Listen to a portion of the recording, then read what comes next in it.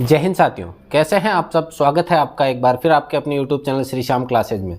जी हाँ साथियों, 22, 23, 24 और 25 अप्रैल के 4 दिनों के 12 शिफ्ट कंप्लीट हो चुकी है। अब बात करें तो केवल जीडी वालों के लिए 29 तारीख के 3 शिफ्ट बाकी है। 30 तारीख को फर्स्ट शिफ्ट में WMP का पेपर है, बाकी आगे NA के, ट्रेड्समैन के और टेक्निकल के पेपर बाकी है। तो छात्रों, मैं आज आपको बताने वाला हूँ कि जो सबसे बड़ा जो प्रश्न निकल के आ रहा है, नॉर्मलाइजेशन होगा या नहीं, उसके बारे में अपन विस्तार से बताने वाले हैं, विस्तार से चर्चा करेंगे आपके सामने। उसके अलावा जो सेकंड आपका है कि सर फिजिकल कॉल कब होगा, फिजिकल जो डेट है फिजिकल कब होगा, रिजल्ट कब आएगा। और आपके जो बार बार कमेंट आ रहे हैं कि सर इतने नंबर हमारे हैं, इतने नंबर है, इतने नंबर पे अपना फाइनल सिलेक्शन होगा या नहीं होगा, फाइनल कितने पे हो जाएगा, फिजिकल कॉल कितने पे हो जाएगा, उन सभी प्रश्नों के बारे में अपन विस्तार से चर्चा करने वाले हैं। अगर आप पहली बार हमारे चैनल पर विजिट हुए तो आपको बताना चाहूँगा, ये चैनल आर्मी को समर्पित है और इस चैनल पर आर्मी के संबंधित अपने विज्ञान, मैथ्स सभी की क्लासें अपन ने अपलोड करी थी और चलाई थी। अब बात करें अपन, सबसे पहला जो सवाल है आपका कि सर पेपर सरल और हार्ड के बारे में बताइएगा।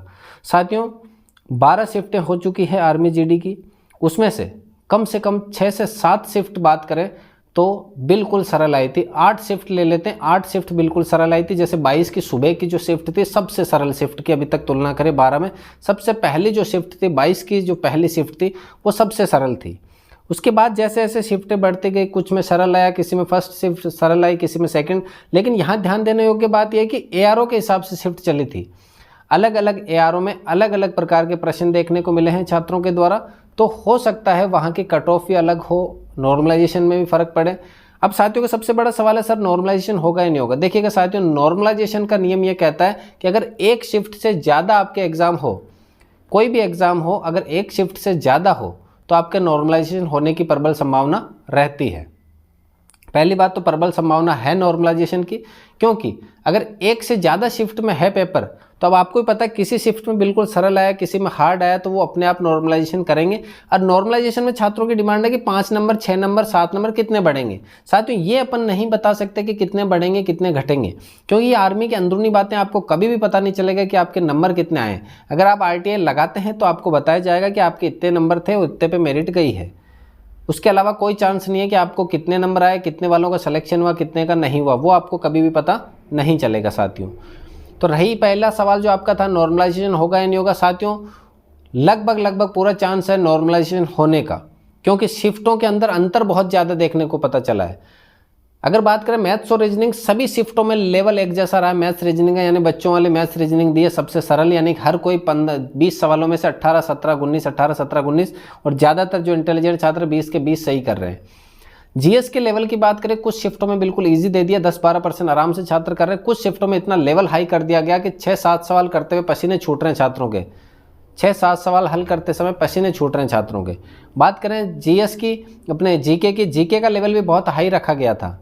कुछ ऐसा लेवल था कि मतलब किसी न किसी शिफ्ट में परसेंट छात्र 12-13 तक सही कर रहे हैं, और कुछ ऐसी शिफ्टें भी देखने को मिली है जिसमें छात्र 12-13 तो दूर की बात है, हाफ तक यानी 7 सवाल तक पहुंचने में उनको जोर आ रहा है, और छात्र बाहर निकल कर ये कहते हैं कि काश हम भी उस शिफ्ट में होते। देखिएगा साथियों, शिफ्टों का फ़र्क नहीं पड़ता है सॉरी, शिफ्टों का इतना फ़र्क नहीं पड़ता है। अगर बात करें अपन यहाँ बैठ के पेपर दे रहे हैं, अपन ने फ़ोन में देखा, यहाँ बेंच पे बैठे हैं, फ़ोन ले रहे हैं, फ़ोन में क्लास चल रही है, वो अपन को बता रहे हैं कि आज इस शिफ्ट में ऐसा प्रश्न आया, ऐसा प्रश्न आया, अपन को ये लगता है यार इतना सरल आया। लेकिन जब एग्ज़ाम देने बैठते हैं तो वो प्रेशर अलग होता है माइंड पे। वो प्रेशर क्या रहेगा, आपका पूरा का पूरा अलग रहेगा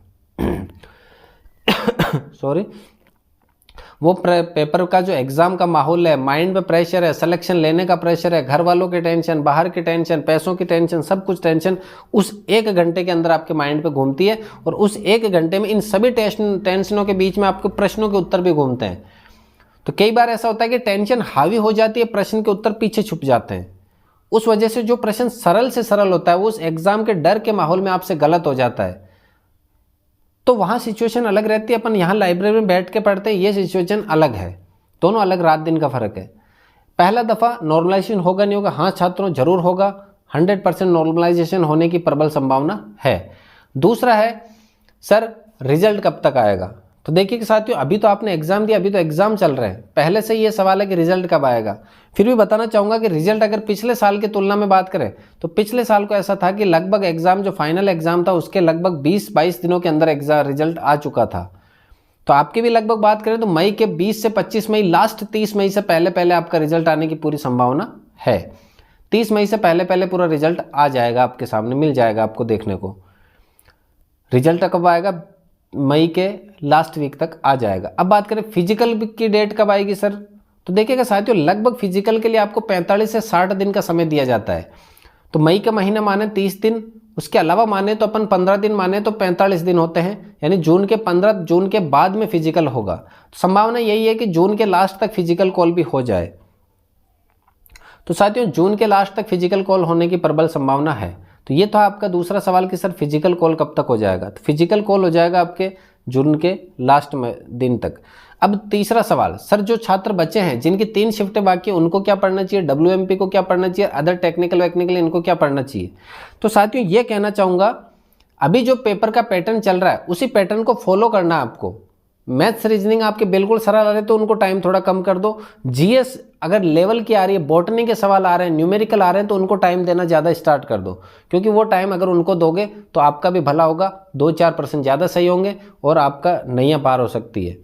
जीके की बात करें, जीके का अगर आपको पैटर्न पता चल गया कि एक मंत्री पूछा जा रहा है तो आप मंत्रियों की एक लिस्ट बनाओ, उसमें से मंत्रियों को याद करो। राज्यपाल पूछे जा रहा है, राज्यपाल की लिस्ट बनाओ, मुख्यमंत्री की बनाओ और राजधानियों की बनाओ, सिक्के की बनाओ। जो आपको लग रहा है पुस्तकें पूछी जा रही है तो पुस्तकें की बनाओ, जो मोस्ट है इनकी लिस्टें बनाओ आप, और लिस्टें बना के रट डालो इन प्रश्नों को, क्योंकि इनके अंदर से प्रश्न 100% निकल के आने वाला है।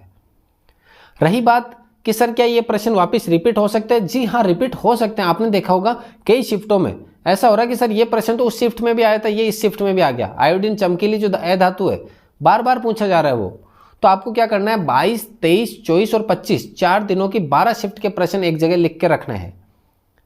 सभी शिफ्टों के अगर प्रश्न लिख लोगे आप, 12 शिफ्टों की अगर मैं बात करूं, यहाँ पे अगर 10-10 प्रश्न, 30 प्रश्न भी आप लिखते हो, GS मैथ्स और सबके मिला के 30 प्रश्न भी आप लिख लेते हो, तो 360 प्रश्न होते हैं। और उन 360 प्रश्नों में से छात्रों निकल कर आ ही जाएंगे आपके 3 से 4 सवाल 100% देखने को मिल जाएंगे आपको। तो साथियों करना क्या है, यूट्यूब पे क्लासें उपलब्ध है आपके, नहीं है आपको फिर भी बनाने में जोर आ रहा है तो आप मेरे पास मैसेज कीजिए, मेरे पास बनाए हुए हैं पूरे प्रश्न, ताकि आने वाले जो अगले साल के जो छात्र हैं उनको बता सके हम कि इस शिफ्ट में ऐसे प्रश्न आए थे पिछली बार। जैसा कि अब की बार हमने आपको बताया कि देखिए साथियों पिछली बार कौन कौन से प्रश्न आए, तो अगली बार वाले छात्रों को हम बता सकें, इसलिए हम वो प्रश्न नोट करके रखते हैं। तो अगर आपको वो चाहिए तो आप व्हाट्सएप नंबर पर मैसेज कर सकते हैं, और अगर आपका इनके अलावा भी कोई सवाल है तो वो भी आप मैसेज कर सकते हैं। अब सबसे लास्ट जो सबसे ज़्यादा पूछा जा रहा है, सर मेरा सिलेक्शन कितने पे होगा, मेरा इतने नंबर है, क्या होगा कि नहीं होगा, वो सवाल है।